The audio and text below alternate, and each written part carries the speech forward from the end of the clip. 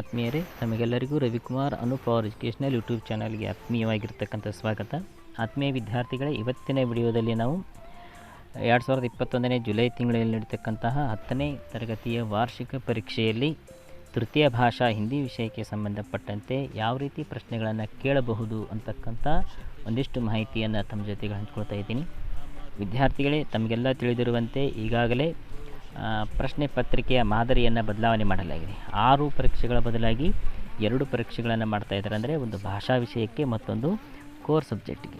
ಈ ಭಾಷಾ ವಿಷಯದಲ್ಲಿ 40 ಅಂಕದ 3 ಭಾಷೆಯ ಪ್ರಶ್ನೆ ಪತ್ರಿಕೆಗಳಿರ್ತವೆ. ಅದರಲ್ಲಿ ಇವತ್ತಿನ ದಿನ ನಾವು ತೃತೀಯ ಭಾಷೆಗೆ ಯಾವ ರೀತಿ ಪ್ರಶ್ನೆಗಳನ್ನು ಕೇಳಬಹುದು, ಅಂದರೆ ತೃತೀಯ ಭಾಷೆ ಹಿಂದಿ ವಿಷಯಕ್ಕೆ ಯಾವ ರೀತಿ ಪ್ರಶ್ನೆಗಳನ್ನು ಕೇಳಬಹುದು, ಅಂದರೆ ಯಾವ ಭಾಗದಿಂದ ಎಷ್ಟು ಪ್ರಶ್ನೆಗಳನ್ನು ಕೇಳ್ಬೋದು, ಗದ್ಯ ಭಾಗದಿಂದ ಎಷ್ಟು ಕೇಳ್ಬೋದು, ಪದ್ಯ ಭಾಗದಿಂದ ಎಷ್ಟು ಕೇಳ್ಬೋದು, ಪೂರಕ ವಾಚನದಿಂದ ಎಷ್ಟು ಕೇಳ್ಬೋದು, ರಚನೆಯಿಂದ ಎಷ್ಟು ಕೇಳ್ಬೋದು ಮತ್ತು ವ್ಯಾಕರಣ ವಿಭಾಗದಿಂದ ಎಷ್ಟು ಕೇಳ್ಬೋದು ಅಂತಕ್ಕಂತಹ ಮಾಹಿತಿಯ ಜೊತೆಗೆ ಯಾವ ಪಾಠದಿಂದ ಎಷ್ಟು ಅಂಕಗಳನ್ನು ಕೇಳಬಹುದು ಅಂತಕ್ಕಂತಹ ಒಂದಿಷ್ಟು ಅಂದಾಜು ನಮ್ಮ ಗೆಳೆಯರ ಬಳಗದವರು ಸೇರಿಕೊಂಡು ಒಂದಿಷ್ಟು ಅಂದಾಜು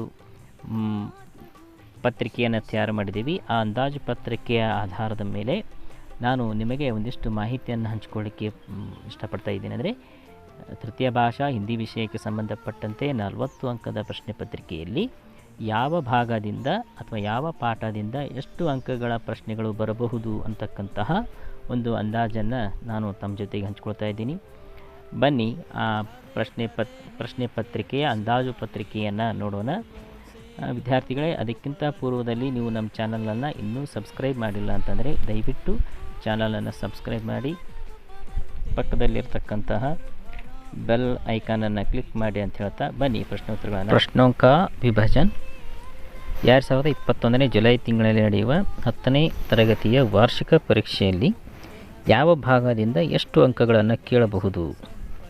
ಇದು ನಮ್ಮ ಶಿಕ್ಷಕ ವೃಂದದಿಂದ ಮಾಡಿರ್ತಕ್ಕಂಥ ಒಂದು ಅಂದಾಜು ಪತ್ರಿಕೆ ಹಾಗೂ ಬಹು ನಿರೀಕ್ಷಿತವಾಗಿರ್ತಕ್ಕಂತಹ ಒಂದು ಅಂದಾಜು ಪತ್ರಿಕೆ. ಆತ್ಮೀಯ ವಿದ್ಯಾರ್ಥಿಗಳೇ, ಇದು ಕೇವಲ ಮಾದರಿಗಾಗಿ ಮತ್ತು ಅಧ್ಯಯನಕ್ಕೋಸ್ಕರ ಸರ್ಕಾರದಿಂದ ಅಥವಾ ನಮ್ಮ ಇಲಾಖೆಯಿಂದ ಬಿಡ್ತಕ್ಕಂತಹ ಮಾದರಿ ಪ್ರಶ್ನೆ ಪತ್ರಿಕೆಗಳು ಮತ್ತು ಮಾದರಿ ಅಂದಾಜು ಪತ್ರಿಕೆಗಳೇ ಅಂತಿಮವಾಗಿರ್ತವೆ. ಇದು ಕೇವಲ ನಮ್ಮ ಒಂದು ಓದಿಗೋಸ್ಕರ ಅಧ್ಯಯನಕ್ಕೋಸ್ಕರ ಮಾತ್ರ. ವಿದ್ಯಾರ್ಥಿಗಳೇ, ನೋಡೋಣ ಯಾವ ಭಾಗದಿಂದ ಎಷ್ಟು ಅಂಕಗಳನ್ನು ಕೇಳಬಹುದು ಅಂತ. ಇಲ್ಲಿ ಗದ್ಯ ಭಾಗದಿಂದ ಒಟ್ಟು 21 ಅಂಕಗಳನ್ನು ಕೇಳಬಹುದು ಅಂತ ನಾವು ಅಂದಾಜು ಮಾಡಿದ್ವಿ. ಇದು ಅಂದರೆ ಯಾವ ಪಾಠದಿಂದ ಎಷ್ಟು ಅಂಕಗಳನ್ನು ಕೇಳಬಹುದು ಅಂತಕ್ಕಂತಹ ಒಂದು ಅಂದಾಜನ್ನು ಕೂಡ ನಾವು ಇಲ್ಲಿ ನೋಡ್ಬೋದು. ನೋಡಿ, ಗದ್ಯ ಭಾಗ ಸೆ ಪಾಠ ಕಾಶ್ಮೀರಿ ಸೇಬ್ ಪಾಠದಿಂದ 2 ಅಂಕಗಳನ್ನು ಏನು ಮಾಡಬಹುದು ಅಂತಂದ್ರೆ ಕೇಳಬಹುದು, 2 ಪ್ರಶ್ನೆಗಳನ್ನು ಕೇಳಬಹುದು. ನಂತರದಲ್ಲಿ ಮತ್ತೊಂದು ಗದ್ಯ ಪಾಠ ಯಾವುದು ಅಂತಂದರೆ ಗಿಲ್ಲು ಪಾಠದಿಂದ 3 ಪ್ರಶ್ನೆಗಳನ್ನು 3 ಅಂಕಗಳಿಗೆ ಈ ಪಾಠವನ್ನು ಏನು ಮಾಡಬಹುದು ಅಂತಂದ್ರೆ ಪ್ರಶ್ನೆ ಪತ್ರಿಕೆಯಲ್ಲಿ ಕೇಳಬಹುದು. ಅದೇ ರೀತಿ ಮೇರಾ ಬಚ್ಪನ್ ಡಾಕ್ಟರ್ APJ ಅಬ್ದುಲ್ ಕಲಾಂರವರ ಆತ್ಮಕಥನ, ಈ ಒಂದು ಪಾಠದಿಂದ 3 ಪ್ರಶ್ನೆಗಳನ್ನು ಏನು ಮಾಡಬಹುದು ಅಂತಂದ್ರೆ ಕೇಳಬಹುದು. ಅಂದರೆ 3 ಅಂಕಕ್ಕೆ ಈ ಪಾಠವನ್ನು ನಾವೇನು ಮಾಡ್ಬೋದು, ವೇಟೇಜ್ ಕೊಡ್ಬೋದು. ಅದೇ ರೀತಿ ಏಕಾಂಕಿ ಬಸಂತ್ ಕಿ ಸಚ್ಚಾಯಿ ಪಾಠ ಸೆ 2 ಅಂಕ, ಬಸಂತ್ ಕಿ ಸಚ್ಚಾಯಿ ಪಾಠದಿಂದ 2 ಅಂಕಗಳನ್ನು ಏನು ಮಾಡಬಹುದು ಅಂತಂದರೆ ಕೇಳಬಹುದು. 2 ಪ್ರಶ್ನೆಗಳನ್ನು ಅಲ್ಲಿಂದ ನಾವು ನೋಡ್ಬೋದು. ಆ ಪಾಠಕ್ಕೆ 2 ಅಂಕದ ಒಂದು ವೇಟೇಜನ್ನು ಏನು ಮಾಡ್ಬೋದು, ಕೊಡ್ಬೋದು. ನಂತರದಲ್ಲಿ ಬರ್ತಕ್ಕಂತಹ ಒಂದು ಪಾಠ ಯಾವುದು ಅಂತಂದರೆ ಇಂಟರ್ನೆಟ್ ಕ್ರಾಂತಿಯಿಂದ 3 ಅಂಕದ ಪ್ರಶ್ನೆಗಳನ್ನು ಕೇಳಬಹುದು. ಈ ಪಾಠಕ್ಕೆ ಇದು ನಿಬಂಧವೂ ಸಹ ಹೌದು. ಈ ಪಾಠಕ್ಕೆ ಏನು ಮಾಡಬಹುದು ಅಂತಂದರೆ 3 ಅಂಕದ ಒಂದು ವೇಟೇಜನ್ನು ಏನು ಮಾಡ್ಬೋದು, ಕೊಡ್ಬೋದು. ನಂತರದ ಪಾಠ ಯಾವುದು ಅಂತಂದರೆ ಇಮಾನ್ದಾರೋಂ ಕೆ ಸಮ್ಮೇಳನ ವ್ಯಂಗ್ಯ ರಚನಾ, ಇಸ್ ಪಾಠ ಕೆ ಲಿಯೆ 2 ಅಂಕ. ಈ ಪಾಠಕ್ಕೋಸ್ಕರ 2 ಅಂಕದ ಒಂದು ಏನು ಮಾಡ್ಬೋದು ಅಂತಂದ್ರೆ ವೇಟೇಜನ್ನು ಏನು ಮಾಡ್ಬೋದು, ಕೊಡ್ಬೋದು. ಇನ್ನು ಮುಂದೆ ಬರ್ತಕ್ಕಂತಹ ಒಂದು ಪಾಠ ಯಾವುದು ಅಂತಂದರೆ ಮಹಿಳಾ ಕಿ ಸಾಹಸ್ ಗಾಥಾ ಪಾಠ ಸೆ 3 ಅಂಕ. ಮಹಿಳಾ ಕಿ ಸಾಹಸ್ ಗಾಥಾ ಪಾಠದಿಂದ 3 ಅಂಕಗಳ ಪ್ರಶ್ನೆಯನ್ನು ಕೇಳಬಂದರೆ 1 ಅಂಕದ 3 ಪ್ರಶ್ನೆಗಳನ್ನು ಕೇಳಬಹುದು. ಈ ಪಾಠಕ್ಕೆ 3 ಅಂಕಗಳ ಒಂದು ವೇಟೇಜನ್ನು ಏನು ಮಾಡ್ಬೋದು, ಕೊಡಬಹುದು ಅಂತಕ್ಕಂಥ ಒಂದು ನಮ್ಮ ಅಂದಾಜು. ಇನ್ನು ಕೊನೆಗೆ ಬರ್ತಕ್ಕಂಥದ್ದು ಕರ್ನಾಟಕ ಸಂಪದ, ಕರ್ನಾಟಕದ ವೈಭವವನ್ನು ತಿಳಿಸ್ತಕ್ಕಂಥ ಒಂದು ಪಾಠ. ಈ ಪಾಠಕ್ಕೂ ಸಹ 3 ಅಂಕದ ಒಂದು ವೇಟೇಜನ್ನು ಏನು ಮಾಡ್ಬೋದು ಅಂತಂದರೆ ಕೊಡಬಹುದು ಅಂತಕ್ಕಂತಹ ಒಂದು ನಮ್ಮ ಅನಿಸಿಕೆ. ಅಂದರೆ ಒಟ್ಟಿನಲ್ಲಿ ಈ ಒಂದು ಗದ್ಯ ವಿಭಾಗಕ್ಕೆ ಒಟ್ಟು 21 ಅಂಕಗಳ ಒಂದು ವೇಟೇಜನ್ನು ಏನು ಮಾಡ್ಬೋದು ಅಂತಂದರೆ ಕೊಡಬಹುದು. ಗದ್ಯ ಭಾಗಕ್ಕೆ ಈ ವರ್ಷದ ಹೊಸ ಮಾದರಿಯ ಪ್ರಶ್ನೆ ಪತ್ರಿಕೆಯಲ್ಲಿ ಅಂದರೆ 40 ಅಂಕದ ಮಲ್ಟಿಪಲ್ ಚಾಯ್ಸ್ ಬಹುವಿಕಲ್ಪೀಯ ಪ್ರಶ್ನೋಮೇಸೆ, ಬಹುವಿಕಲ್ಪೀಯ ಪ್ರಶ್ನೆಗಳಿಂದ 21 ಅಂಕಗಳನ್ನು ಏನು ಮಾಡ್ಬೋದು ಅಂತಂದರೆ ಕೊಡ್ಬೋದು. ಇದನ್ನು ವೇಟೇಜ್ನಲ್ಲಿ ನೋಡೋದಾದರೆ ಇದಕ್ಕೆ ಒಟ್ಟು ವೇಟೇಜ್ ಎಷ್ಟಿದೆ ಅಂತಂದರೆ 52.5 ಅಷ್ಟು. ಅಂದರೆ ಗದ್ಯ ಭಾಗಕ್ಕೆ 50%, ಅಂದರೆ 40 ಅಂಕಗಳ ಒಂದು ಪ್ರಶ್ನೆ ಪತ್ರಿಕೆಯಲ್ಲಿ 20ಕ್ಕಿಂತ ಹೆಚ್ಚು ಅಂಕಗಳನ್ನು ಗದ್ಯ ಭಾಗದಿಂದ ಕೇಳಬಹುದು ಅಂತಕ್ಕಂತಹ ಒಂದು ಅಂದಾಜನ್ನು ನಾವು ಮಾಡಿದ್ದೀವಿ. ಇನ್ನು ಮುಂದೆ ಪದ್ಯ ಭಾಗ. ಪದ್ಯ ಭಾಗ ಸೆ ಕುಲ್ ಮಿಲ್ಕರ್ 11 ಅಂಕ.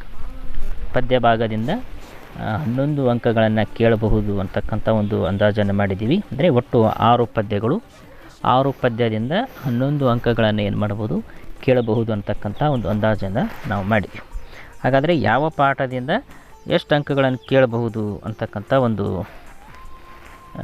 ನೋಡೋಣ, ಅಥವಾ ಯಾವ ಪಾಠಕ್ಕೆ ಎಷ್ಟು ವೇಟೇಜ್ ಕೊಡಬಹುದು ಅಂತಕ್ಕಂಥದ್ದು ನೋಡೋಣ. ಮಾತೃಭೂಮಿ ಪದ್ಯ ಭಾಗ के लिए 2 अंक, ಅಂದರೆ ಈ ಪದ್ಯಕ್ಕೆ 2 ಅಂಕದ ವೇಟೇಜನ್ನು ಕೊಡಬಹುದು. उसी प्रकार अभिनव मनुष्य पद के लिए रामधारी दिनकर द्वारा रचित ಅಭಿನವ ಮನುಷ್ಯ ಕವಿತೆಗೆ 2 ಅಂಕಗಳ ಪ್ರಶ್ನೆಗಳನ್ನು ಕೇಳಬಹುದು. ಅಂದರೆ 2 ಪ್ರಶ್ನೆಗಳನ್ನು ಕೇಳಬಹುದು ಆ ಪಾಠಕ್ಕೆ, ಆ ಪದ್ಯ ಭಾಗಕ್ಕೆ 2 ಒಂದು ವೇಟೇಜನ್ನು ಅವರು ನೀಡಬಹುದು.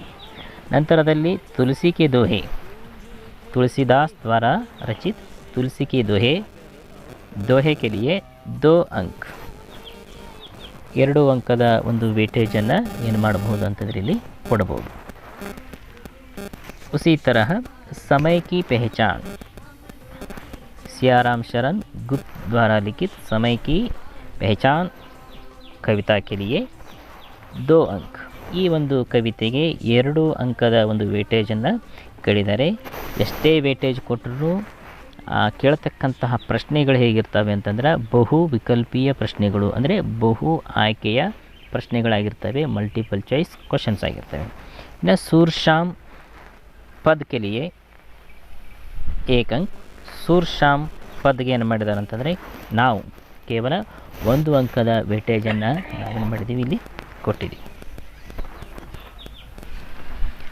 और अंतिम पद्य कोशिश करने वालों की कभी हार नहीं होती, इस पद्य के लिए 2 अंक. ಈ ಪದ್ಯಕ್ಕೋಸ್ಕರ ಏನು ಮಾಡಿದ್ದಾರೆ ಅಂತಂದರೆ 2 ಅಂಕದ ಒಂದು ವೇಟೇಜನ್ನು ಕೊಟ್ಟಿದ್ದಾರೆ. 2 ಪ್ರಶ್ನೆಗಳನ್ನು ಈ ಪದ್ಯದಲ್ಲಿ ನಾವೇನು ಮಾಡ್ಬೋದು, ನೋಡ್ಬೋದು.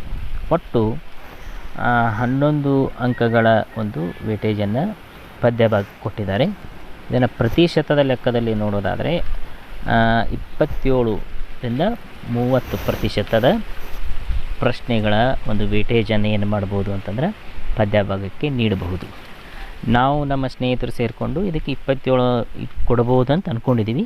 ಬಟ್ ಸರ್ಕಾರದಿಂದ ಅಂತಿಮವಾಗಿ ಇದಕ್ಕೆ 27ರಿಂದ 30ರವರೆಗೂ ಕೊಡೋದಕ್ಕೆ ಏನು ಮಾಡ್ಬೋದು, ವೇಟೇಜನ್ನು ಕೊಡಬಹುದು. ಹಾಗಾದರೆ ಇನ್ನುಳಿದ ವೇಟೇಜು ಇನ್ನೂ 8 ಮಾರ್ಕ್ಸಿನ ಪ್ರಶ್ನೆಗಳನ್ನು ಎಲ್ಲಿ ಕೇಳಬಹುದು ಅಂತಂದರೆ ಪದ್ಯ ಭಾಗಕ್ಕೆ 11 ಆಯಿತು, ಗದ್ಯ ಭಾಗಕ್ಕೆ 21 ಆಯಿತು. ಅಂದರೆ 38 ಪ್ರಶ್ನೆಗಳಾದ ಮೇಲೆ ಇನ್ನು 8 ಪ್ರಶ್ನೆಗಳನ್ನು ಯಾವ ವಿಭಾಗದಿಂದ ಕೇಳಬಹುದು ಅಂತಂದರೆ ಇಲ್ಲಿ ಇನ್ನೂ 3 ವಿಭಾಗಗಳಿದ್ದಾವೆ. 8 ಪ್ರಶ್ನೆಗಳಿಗೆ 3 ವಿಭಾಗಗಳು ಯಾವುದು ಅಂತಂದರೆ ಪೂರಕ ವಾಚನ, ಇದರಲ್ಲಿ 2 ಪಾಠಗಳು, ಒಂದು ಶನಿ ಸಬ್ಸೆ ಸುಂದರ ಗ್ರಹ,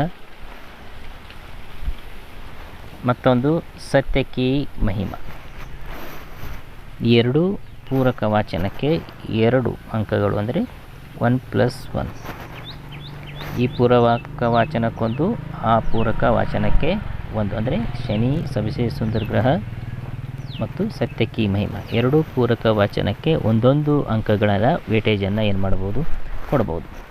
ನಂತರದಲ್ಲಿ ವ್ಯಾಕರಣ, ಇಲ್ಲೊಂದು ಸ್ವಲ್ಪ ಪ್ರಿಂಟ್ ಮಿಸ್ಟೇಕ್ ಆಗಿದೆ. ವ್ಯಾಕರಣ,